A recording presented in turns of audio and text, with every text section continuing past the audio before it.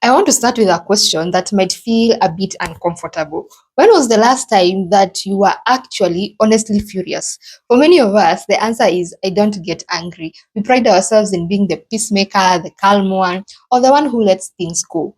But as a therapist, when I hear a client say, I never get angry, I immediately know at some point we are going to be addressing anxiety.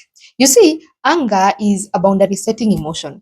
It's your system's way of saying, this isn't okay, or you are crossing a line. But if you've been conditioned to believe that anger is unladylike, it's aggressive, or it's unprofessional, you learn to swallow it. But the thing is, anger is energy. And energy doesn't just vanish because you ignored it. It stays in the body looking for a way out. And since it can't go out because you are suppressing it or swallowing it, it turns in towards you. And that internal pressure, that's the birth of your anxiety.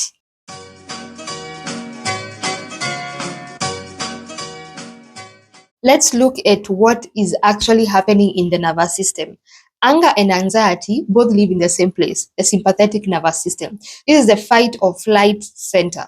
When someone crosses your boundary, your body prepares for fight. This can look like argument, confrontation, or even anger itself.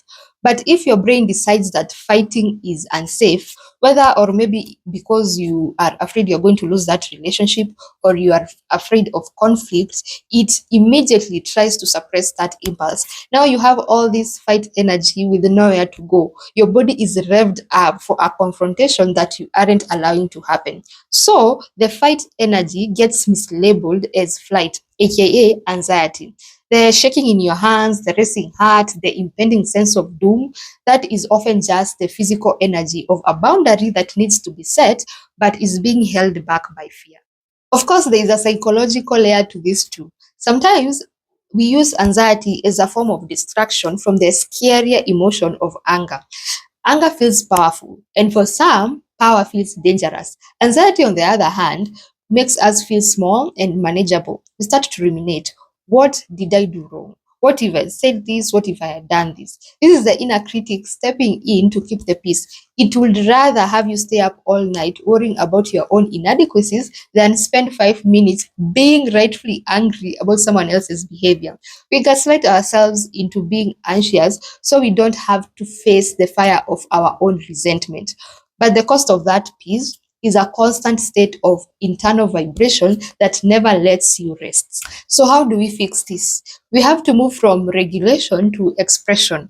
The goal isn't to become a mean person or to start screaming at everyone. The goal is to acknowledge when you start noticing yourself getting angry.